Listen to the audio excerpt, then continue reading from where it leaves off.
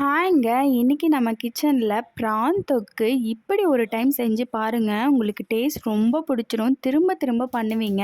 வாங்க எப்படி பண்ணுறதுன்னு பார்க்கலாம். இதுக்கு ஒரு பேனில் கடலெண்ணெய் ஊற்றிட்டு எண்ணெய் நல்லா காஞ்சதுக்கப்புறமா 1 ஸ்பூன் இஞ்சி பூண்டு பேஸ்ட்டு போட்டு நல்லா பச்சை வாடை போகிற அளவுக்கு கலந்து விடுங்க. இப்போது கெட்டியான தயிர் 1 கப் ஊற்றிட்டு அதுவும் நல்லா கலந்து விடுங்க.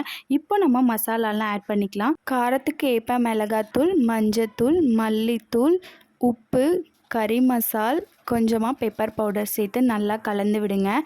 எண்ணெய் நல்லா பிரிஞ்சு வந்ததுக்கப்புறமா இப்போது ஒரு பெரிய வெங்காயத்தை பொடிசாக கட் பண்ணி சேர்த்துக்கோங்க. 2 தக்காளியும் நல்லா பொடிசாக கட் பண்ணி சேர்த்துக்கோங்க. கொஞ்சமாக கருவேப்பிலையும் சேர்த்துட்டு நல்லா கலந்து விடுங்க. தண்ணி எதுவும் சேர்த்த வேணாங்க. எண்ணெய் நல்லா பிரிஞ்சு வந்ததுக்கப்புறமா இப்போது நம்ம க்ளீன் பண்ணி கட் பண்ணி வச்சுருக்க ப்ரானையும் சேர்த்து நல்லா பெரட்டி விடுங்க. ஒரு 5 நிமிஷத்துலேயே ப்ரான் நல்லா குக் ஆயிருங்க. ப்ரான் ரொம்ப நேரம் குக் பண்ணிங்கன்னா லப்பர் மாதிரி ஆயிரும். அதனால் ரொம்ப குக் பண்ண வேணாம். அவ்வளோதாங்க. ஃபைனலாக கொத்தமல்லி தலையை தூவி இறக்கிட்டிங்கன்னா ப்ரான் தொக்கு ரெடிங்க.